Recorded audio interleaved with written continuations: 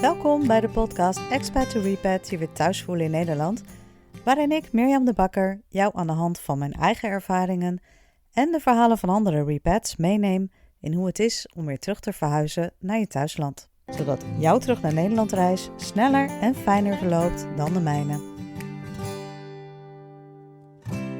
Dear listeners, welcome to another episode of Expat to Repat.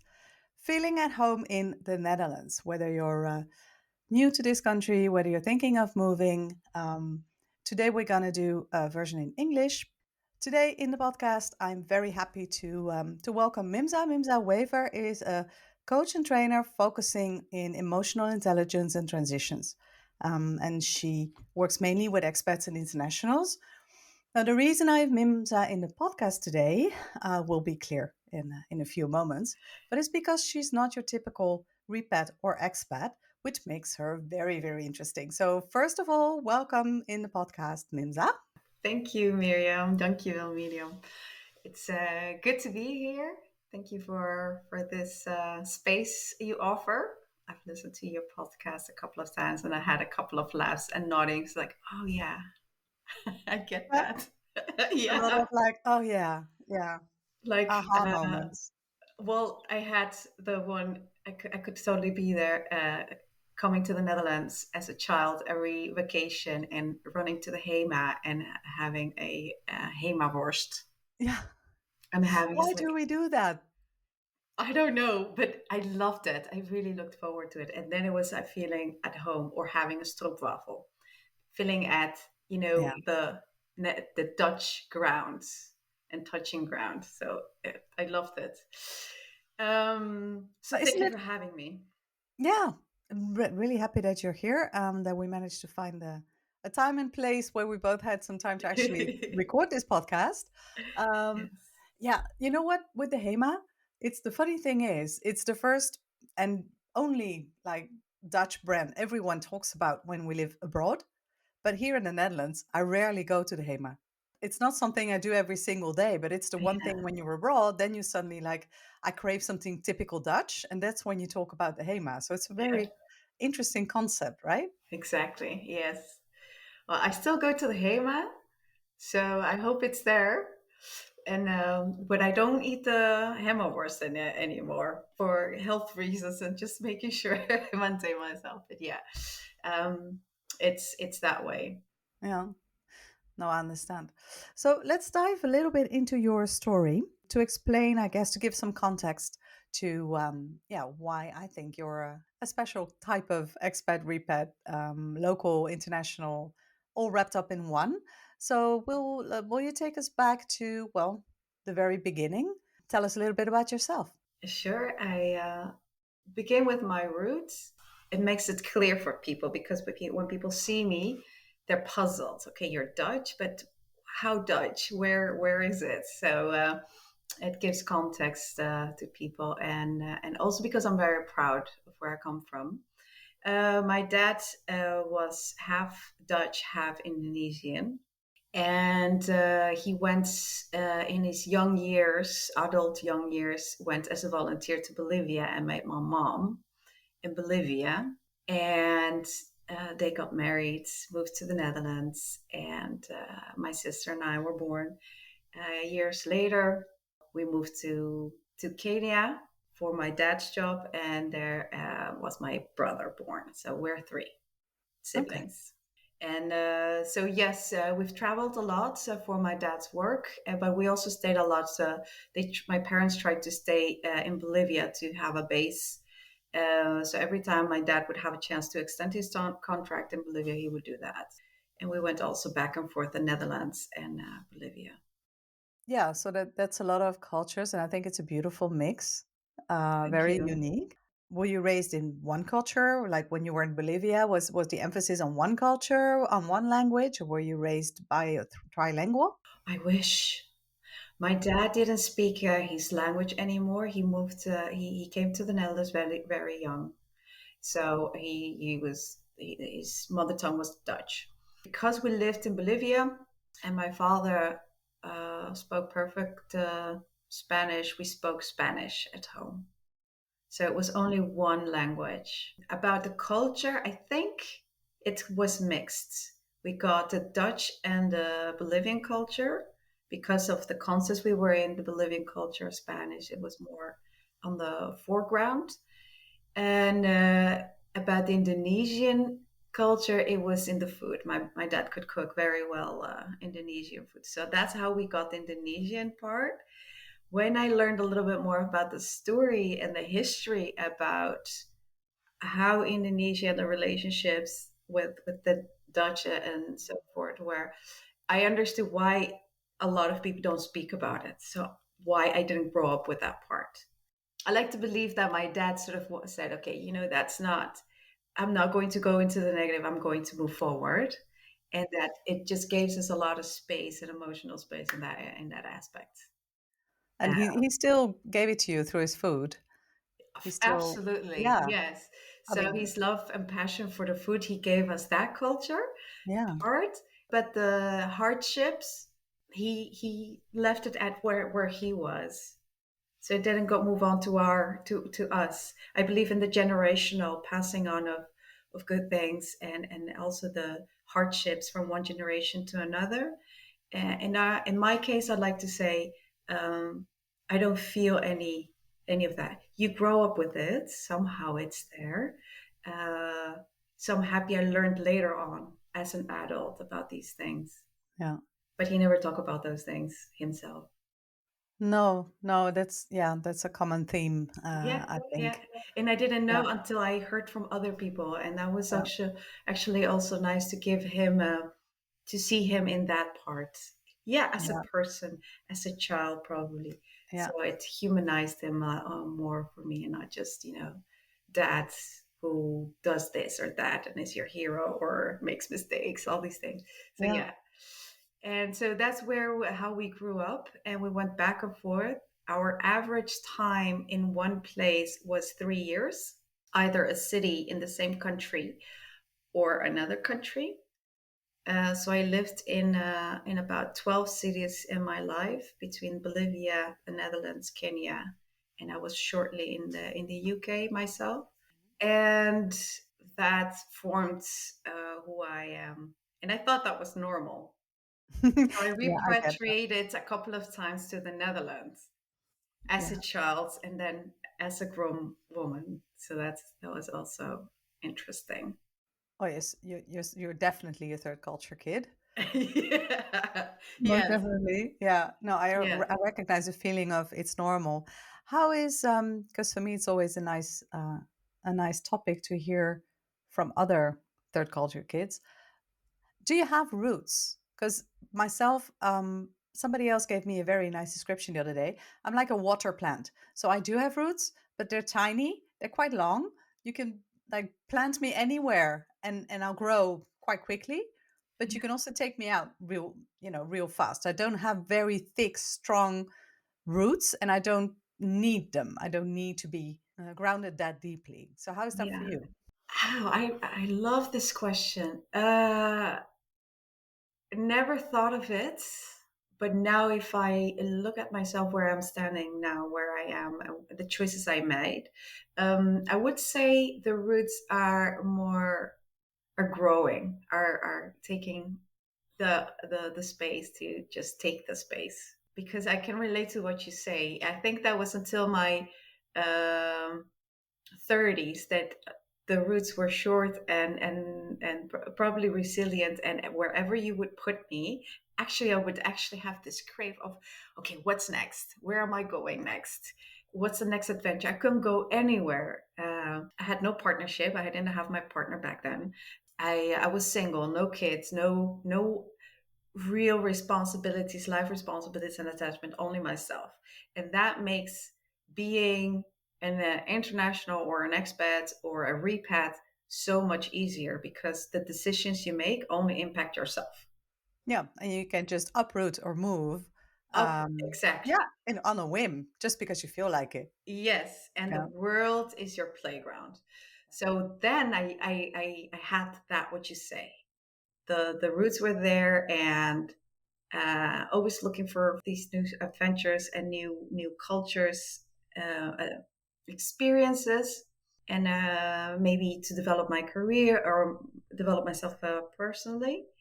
And now, since I live in Eindhoven, because I live in Eindhoven already 11 years, that's the longest I've ever lived anywhere. I live in Brabant probably 15 years. Yeah, that's a long time. That's a long time. That's a long time. So I lived in a small town called Noenen, for those who don't know. That was the Van Gogh town. And I lived there for 4 years. And then I decided I could go anywhere. So the routes were short and hungry for adventure. Or I stay. I chose to stay because my background is architecture and urban design. I had studied at the university in Eindhoven, and I thought I could stay here or go. Back then, Eindhoven was totally different from what it is today. I could foresee what the changes would be and how it would just transform itself. And so far, it's more or less what I have expected that it would be. You know, as an urban designer, city wise, and also as, you know, the people, international. So I was excited to see that in the city. I never had that chance.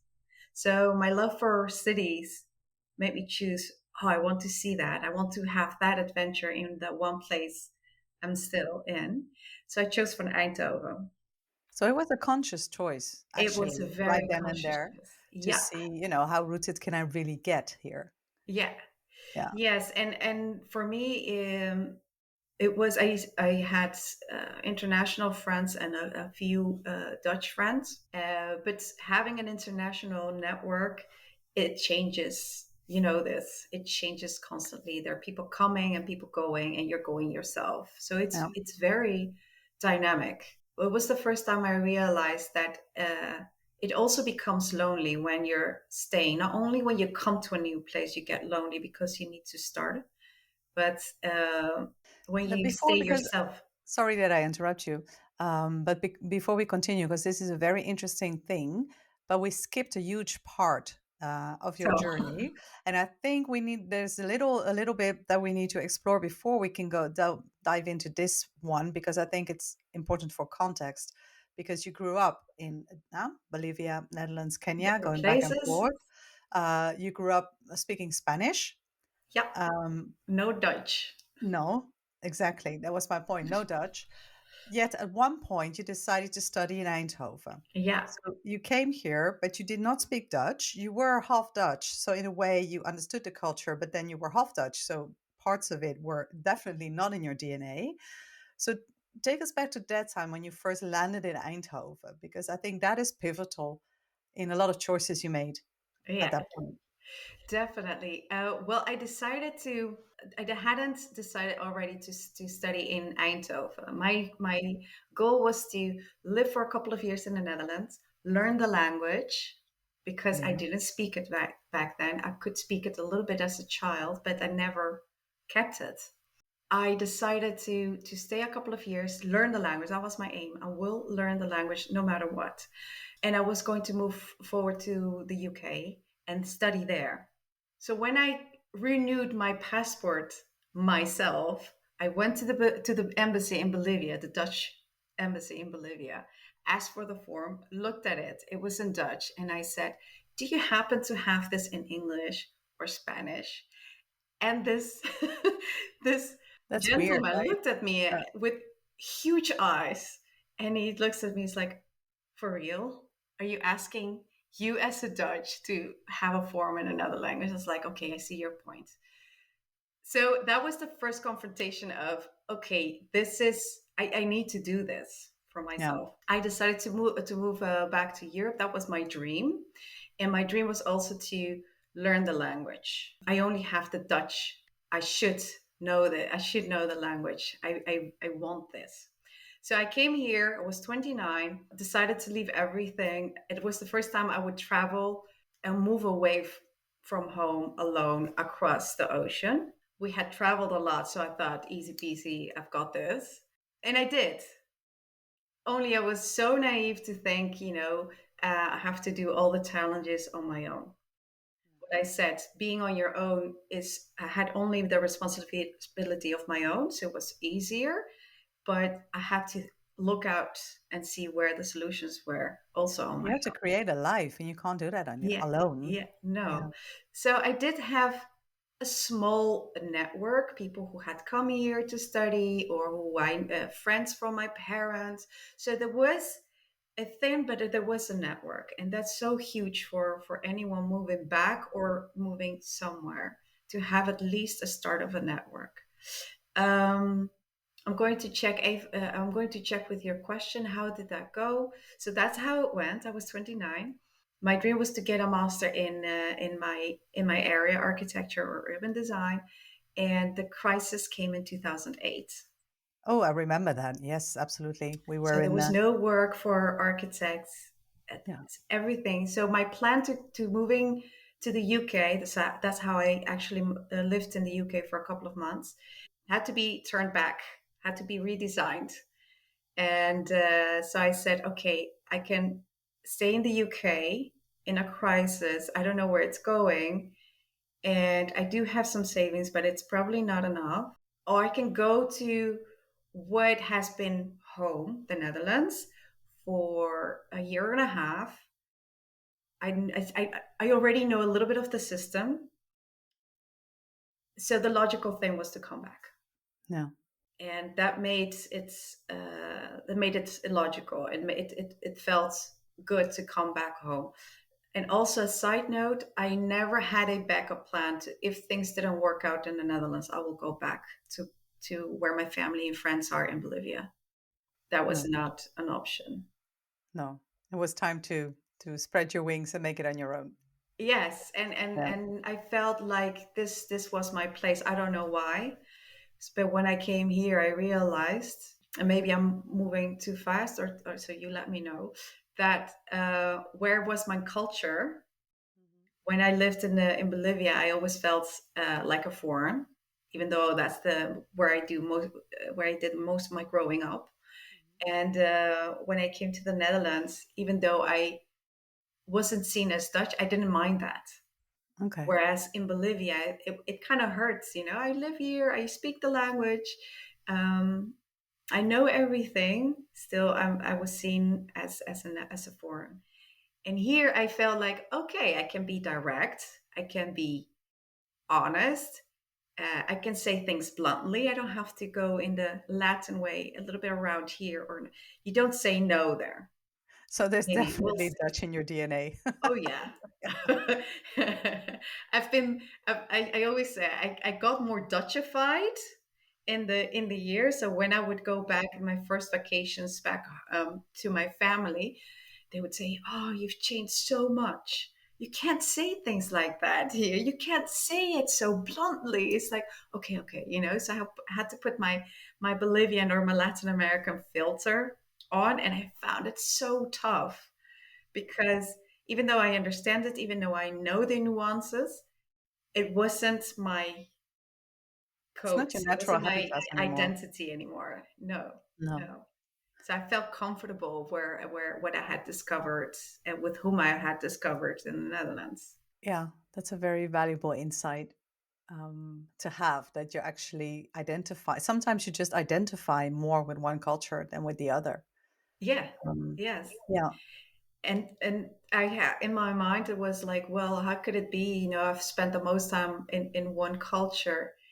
Assume that would be made because I spent so much time in it. It would be my culture more that side than the other.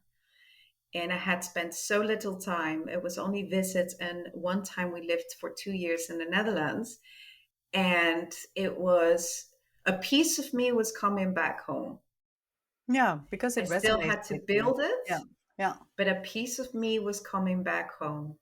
Well, it had to, because you've been here now for, what you say, 15 years, 18 years, a long time. Anyways, you don't do that. If after a couple of years you feel like, okay, I really gave it a try, but it's not for me. But Yeah. that you're still here, I think means that, yeah, you're Dutch.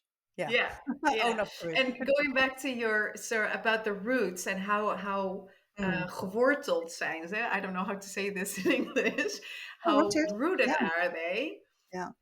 I would say because I took a conscious decision to come from Bolivia to the Netherlands, to Europe for a start, and then after things got complicated, to say, okay, then I'm going back to the Netherlands, and that's what it is, and replan what I wanted to achieve, and I did. It made sense.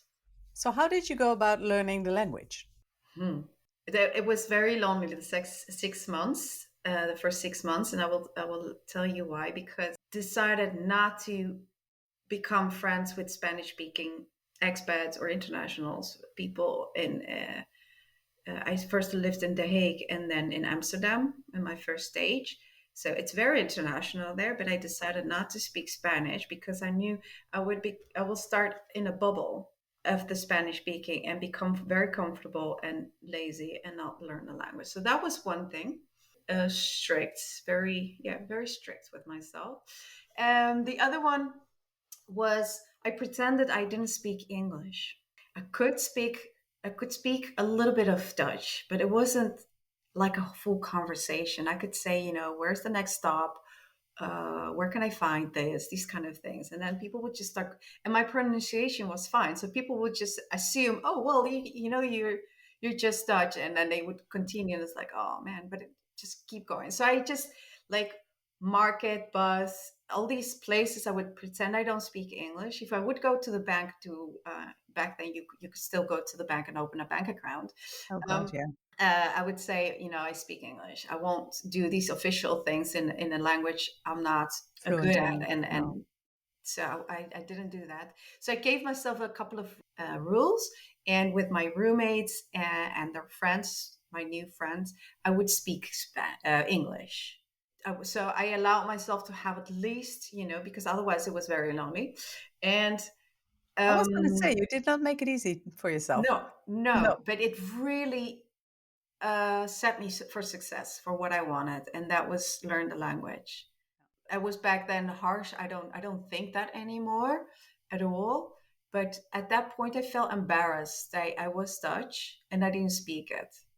I didn't speak Yeah. the language. I thought I had an opinion about it. Yeah, I was going to say that has more to do with your own views Yes, on certain exactly. things. It Yeah, was. I had exactly. an opinion about it, Yeah. and it really supported me to learn the language. And every time I would just say, okay, now I can communicate at this level. And next time it's like, I want to be able to, if something happens on the street, I could just, say, hey, why are you doing this? Or I was first in the line. Can you please go to the back? These kind of things, because I didn't feel fluent in the language. I didn't dare to just come up for myself. So every time I would just go.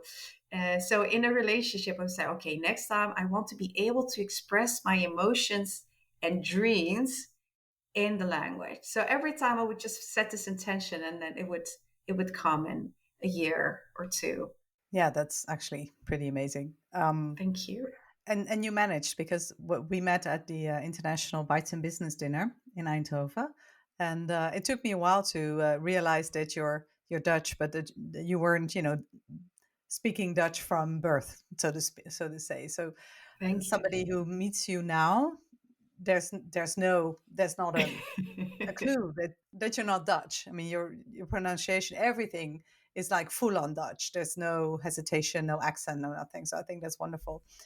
And during that Yeah. time when you were learning the language, you also had to understand the culture. So you had to understand the nonverbal cues and the way people in this country like to be extremely blunt and direct and focused and blah blah blah. So did it change your view because you visited the Netherlands? What did you think of the culture as you got to know more about the Netherlands? Well, I think I was in the Netherlands in the 80s, where there were punks on the streets, remember, Yeah, I and, do. and a lot of graffiti. It was a very raw time. It was a different Netherlands. So for me, I had to sort of like recontext where how the new Netherlands where I was, and that was in pieces. Every time we would come, then there was it would change. Um, Well, let me reframe the question then, because I know you work a lot with expats and internationals, and we'll Yeah, get into your work in a bit.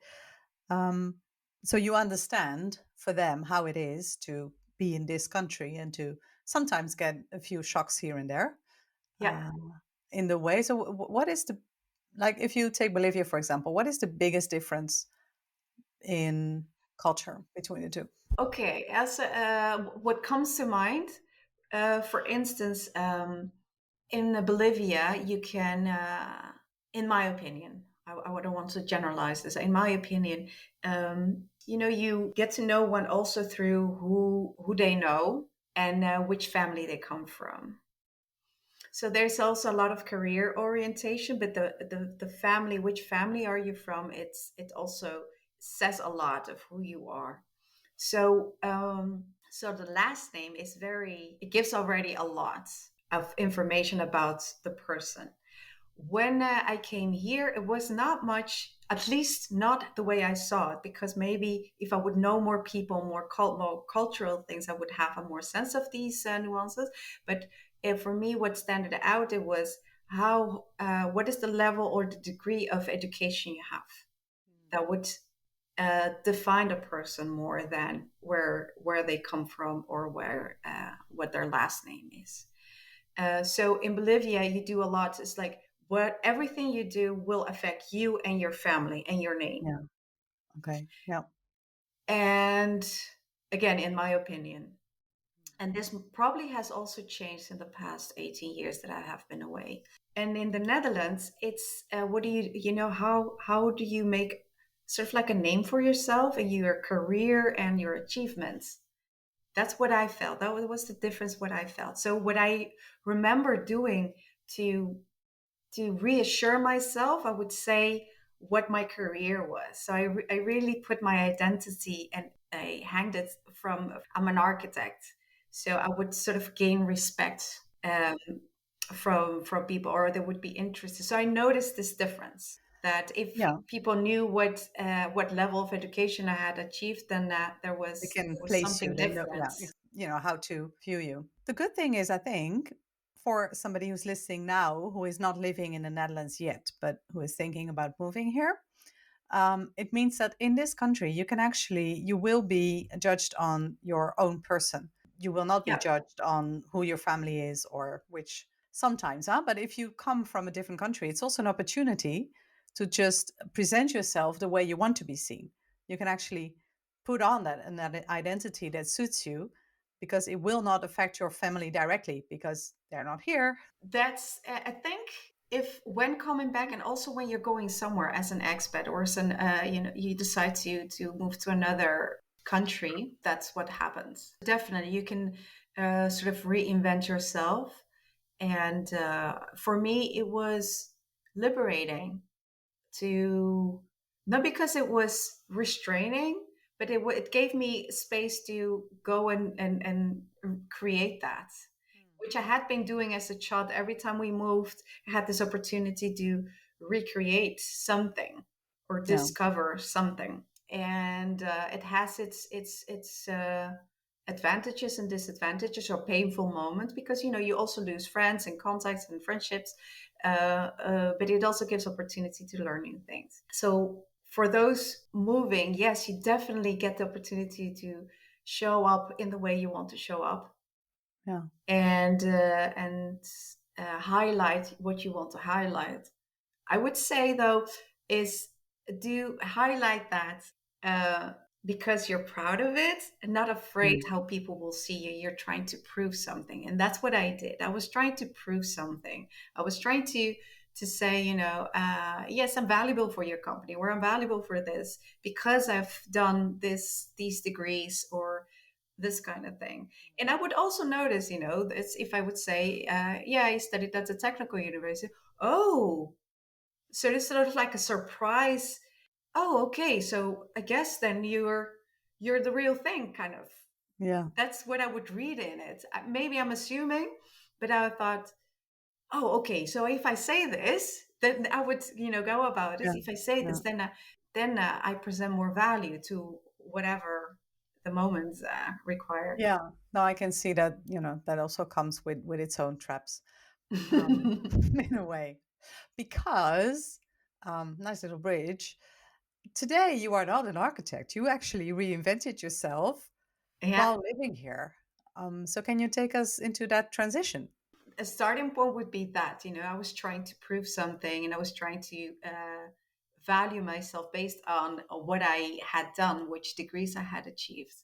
So I had a period of detaching myself from this belief that if I am not the architect or the urban designer or the professional, then I'm not Mymza. And I see this a lot in people who are career oriented.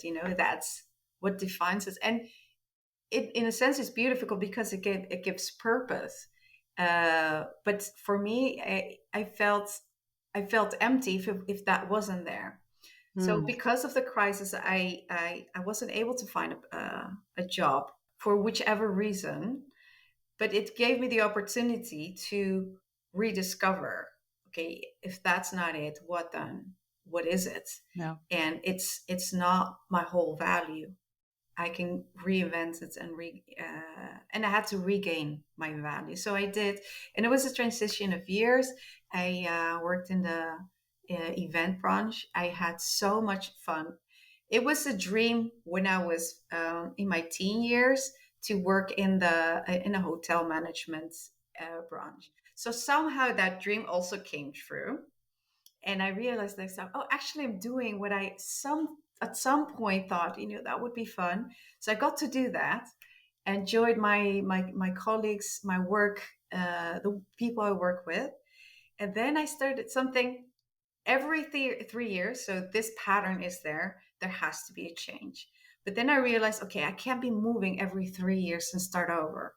So let me do something healthy. I had the exact same thing, you know that. Yeah. I always tell my husband, you can stay, but either the house or the job has to change. Yeah. Yes. Yeah. So every 3 years, something had to, but I wasn't aware of this until my 20s. I don't know. The satisfaction, the pleasure was gone, and it felt so ungrateful. But it's not. It's sort of this, I don't want to say need, this curiosity of, knowing more about life and discovering new things. And I think I've heard in a couple of your podcasts about multiple people. I can't find the term anymore. When you like to do a lot of things, When you're multi-passionate or multi-talented. multi-passionate. Yeah. So Yeah. I totally identify with that. So I gave myself, okay, every year I want to bring something new out. So I kept that fresh, and that feeling of renewing something, reinventing, not necessarily a whole part of me, but something new in me. So I'm getting a little bit off track now, I think. We were actually going through, well, throwing the term transition around Yeah. because we're moving on from the architect Mimza Yes, towards that's a so. different Mimza or a Yeah. different part of Mimza. So I was. It took me about, I think, 4 years to move away from the facts. Like, if I don't do that, then I do nothing. To enjoying having fun with colleagues and clients. To finding again a new passion. I took photography. I wanted to become a photographer, and then I thought, okay, that's not going to be. And then, but I always had this passion about people and stories, and people would just pour themselves. I would had just met them, and I would just pour things out where I'm thinking, am I supposed to be knowing this? Super private, personal, and very, I can't think of the word, kwetsbaar, Vulnerable. vulnerable stuff, and they would come out with that. So I thought, okay, just be with it, let the person be. But so somehow it just happened, and then I realized it's not normal. It doesn't happen to everyone. No, absolutely not. And I'm someone who likes to ask questions, and somehow I get to that part, and where people feel safe to share. And so that's one of the ways that I discovered coaching, also through my own personal growth and trainings I did to just bring myself to the next level. That I discovered this, and I love it. It's a long transition from one thing to the other. To the other. Because you are a transitional coach yourself and you work with expats and internationals. Yeah. But, coach is, I think it's a wonderful profession, but there's a lot of different meanings that are given to coaching, and there's a lot of different types of coaching. And I'd like you to tell a little bit more what type of coach you are, because you're not like a lifestyle coach. You call yourself something different. So what type of coaching, what type of coach are you? Yes.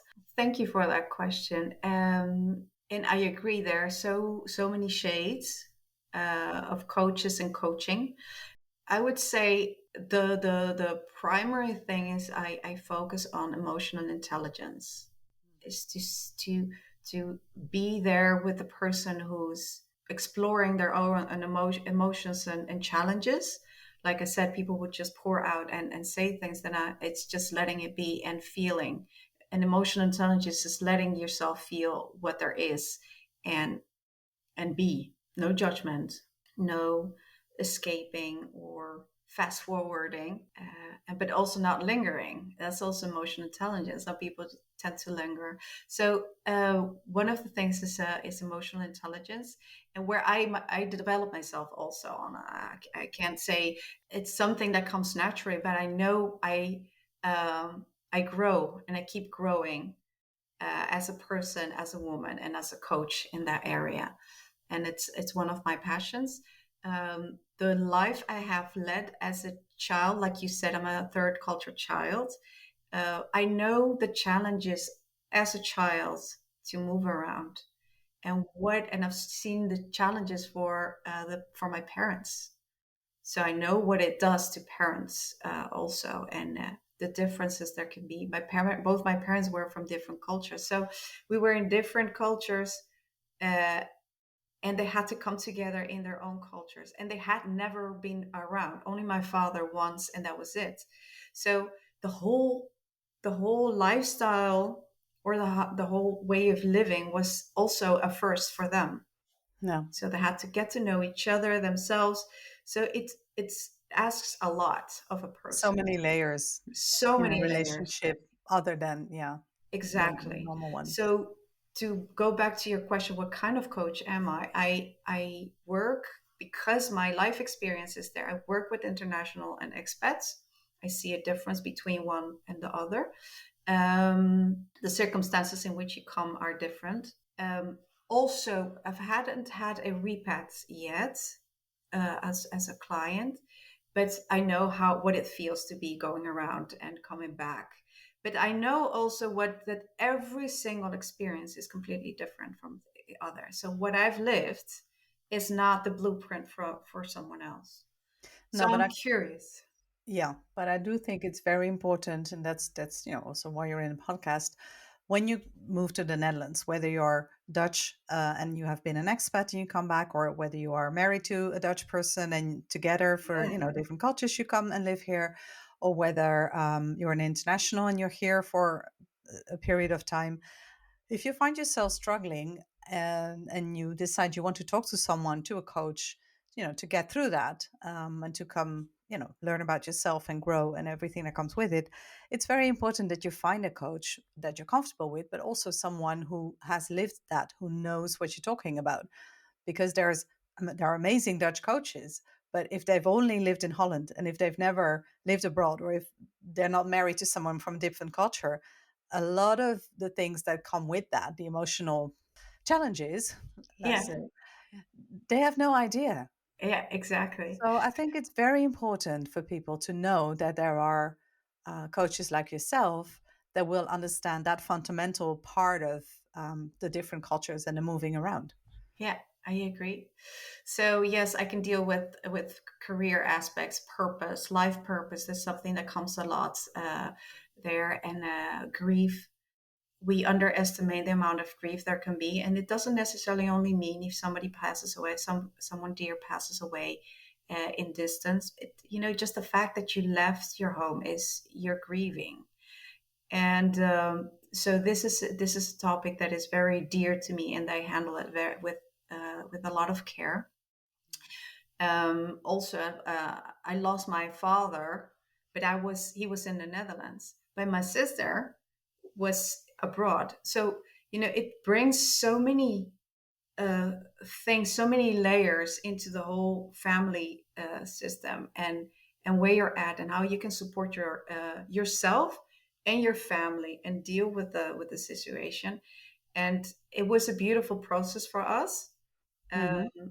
And then I realized how much impact this has in so many levels and in so many combinations. And then I learned that leaving is also grieving, because we lost something. We lost Yeah, you say relationship, goodbye to a lifestyle, to a people, home. to I've heard yeah, of people just to leaving what is my familiar. home. Yes, Yeah. it's you're detaching yourself from so much, knowing that you're going to so much, but you don't know what it is, and you have no No, guarantees. in the work we do, you know, reverse culture shock is is definitely a thing, and grieving is a very important part of acknowledging the fact that it is grief, and it's not, no, it's not the same grief as if somebody passes away, but Yeah, you are mourning, you are saying goodbye, and you need yeah, closure on that, and you need to know what you're feeling, why you're feeling it, and how yeah, to get through it, and how to yeah, maybe add it to your skill set, to your resilience skill yeah. set. And also the thoughts, but I'm not losing someone. We tend to make it smaller and actually not give the space that, that's also, it hurts, and it's also okay. So that's the kind of coach I am. I've coached also Dutch people who probably have a affinity with international life, work, these kind of things. What I love about that side of my coaching, I don't do it on the foreground. I do it if somebody asks, I'm there. If it's a good match, then I'm happy to work with them. And what I love about that part is that, because I'm not the totally Dutch mindset, and I have a different way to probably look at things, it gives them on other insights. Mm. Yeah, I Of can see where that. they're at. So that's an asset that I've realized as a coach for some Dutch clients I've had. It sounds like you're well embedded in these type of group. Yes, thank you. Yeah, well, it's with ups and downs. It was a beautiful process, and I am right now is I'm enjoying it. It's challenging to be an entrepreneur. Starting your own practice, starting my own practice. I've never done this, so for me, it's completely new. But it makes me understand so many perspectives, and there's a lot of responsibility and freedom in it. So I decide. So what I said, if I only need to decide for myself where and which direction I go, it makes me more resilient, and move forward into the direction I want in the speed that I can do that. Yeah. So yeah. And as for your personal life, you're part of a family now. Like you're not on your own. Which cultures do you well, teach is maybe a strong word, but um, does everyone at home now speak Spanish as well? I'm a mom, and my partner is Dutch, and we speak Dutch, but we have a bilingual upbringing. So I speak with my child in Spanish, and my partner is learning Spanish, so that's I was wonderful. going to say he has to, right? I love the fact that it's a decision he made. He Of he course. took it. Yes. So it makes it, if you decide something for yourself, the motivation will always be there. And if it just dips down, then I'm there to support. But it's different. And what it's fun is that he uses an app on the phone, and he's been doing it as long as our child is, and that's not very long. And he is now disappointed. It's like, how can this be? I'm doing exact the same amount of time, and Resettl is already translating and explaining. No, Dad, it's not like this. It's like that. Oh, but this is the meaning of that. So Children are it's sponges. They're so good at picking up languages. it's so Yeah, much fun. So we yeah. have fun with that, and we spend some time in Spain to make the horizon a little bit bigger. So from my own experience, I decided I will pass on Spanish to make sure that they have the choice. They can, Well, that's good use to it. hear. And Yeah, yes, yeah. so they don't have to go through the thing that I had. So okay, now I need to learn, and I won't speak Spanish, and I won't speak English. Yeah, exactly. You It's don't know. already You don't. there. So you're equipping them with a very important tool, being able to speak multiple languages, and it will make picking up even other languages easier along the way as well. It's Yeah, just so incredible to see how it just lights up the brain. When there's more than one language, that just the brain lights up yeah, yeah. to learn so much more and to be so broad. So yeah, it makes also parenting fun. Good. Yeah, Well, I must say, yeah, it's a beautiful story, and I think it's nice that you were willing to share it and to inspire others that are listening. Yeah, yeah. in their choices when they come here or if they just moved here. And if you're listening right now, I mean, I'll give you the opportunity to mention your own website because I don't know it by heart. But if you're listening and you're moving to Netherlands or you just moved, and you're like, okay, I can use some coaching. I'd like to talk to Mymza. She is now gonna share where we can find her, and I will also put everything in the show notes so you can read when you have time. And of course, as always, I'd love for you to actually subscribe to this podcast. There's a couple of more episodes in English, and there will be more in the future. So yeah, so over to you, Mymza. Where can people find you? People can find me at transitional-coaching.nl. And you can also find me on LinkedIn. You just take in Mymza. Make sure you spell that with a Y and a Z. But you will see me for Myza Wever. In English, Weaver, I used to say, and in Spanish is Wever. That's well the three ways of saying my last name. And feel free to drop me a message and ask questions if there's any concerns. I'm here to support. Yeah, it's actually very easy to book a chemistry call through the website. So you can always just reach out to Mymza and see if you're a match, because I think that's always the most important thing when you're looking Definitely. for a coach. All right. Well, I'd like to thank you for your time and your input and your insights today. And I'm happy. I'm always happy that I get so many wonderful people that actually want to appear in the podcast. So we'll keep doing that. So thank you all for listening, and talk to you next time.